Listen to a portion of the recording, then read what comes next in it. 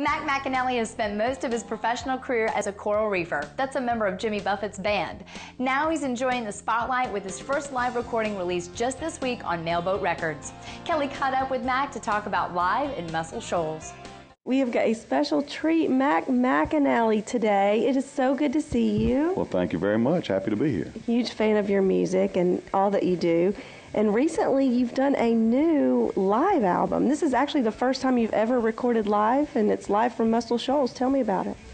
Well, I've been making music in Muscle Shoals since 1976. I came up there, I started making my records there and recorded pretty much everything in my career there. So it's sort of a musical home for me. And they do the W.C. Handy Festival down there. And last year they asked me to come and play a show and do everything that I do. I've made country records and pop records, and I've written jazz music for other people, and they wanted me to do a little bit of everything I do, and I'm sort of all over the place. So it was an opportunity to put a really good band together, and we rehearsed one time, and we did a show, and we sort of pulled it off, and we recorded it in case we pulled it off, and it all worked out. Well, I'm happy to be putting it out, and Mr. Buffett's label, Mailboat Records, gave us a place to release it, and really excited about it. Wow. So you basically went through it one time and you guys got it, or there were no starting over and redo? No, we didn't do any starting over and redo. It really is a live record. Some live records have more studio time than studio records do, but ours was actually a show that we recorded and put out, and we were happy with how it came out. And I play live all the time myself, but usually I play solo, so this was a special one for me. I got to play some songs that I can't pull off by myself, and had a couple of Coral Reefers that helped me out, Jim Mayer and Roger Guth from the Coral Reefer band, bass and drums, and some Muscle Shoals guys. Duncan Cameron played guitar with me, Jack Pearson's on guitar from the Allman Brothers, and Steve Nathan on keyboards, and a couple of Muscle Shoals Swamper girl singers down there, Cindy Walker and Rachel Robinson. So had a great band. Everybody gets down to the blue.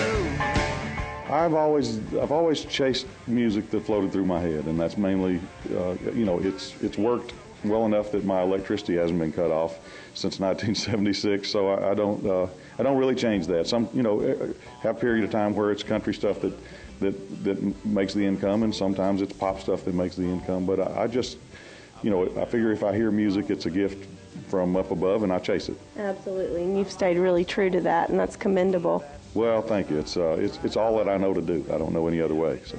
I like it, and obviously Jimmy Buffett likes it. You've been out with Jimmy a lot. You play with him. Is that? We go back quite a long time. When that very first record I made in '77, Jimmy wrote me a note and said, "We're both from Mississippi. We're both storytellers. We're going to be friends. We're going to write songs together. I'm going to cut some of your songs." And a lot of people in show business don't mean what they say exactly, and he meant all of that, and all of that's happened plus a lot more. We've been friends all the way back to then, and he's been a great supporter, as evidenced by this record coming out on his label, and I continue to be a great supporter of his, because I get to travel out on the road and wave at crowds all year long.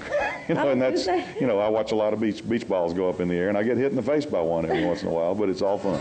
In the town where I was raised, the clock ticks and the cattle graze. A time passed with amazing grace, and back where I come from. Now, growing up back in Mississippi, did you know this is what you were going to do? You just, from the day you picked up a guitar, and how young were you when you did that? When I was born, my one grandmother said he's got the call to preach, and the other grandmother said he's got the call to preach music, and this is before I ever had one diaper change.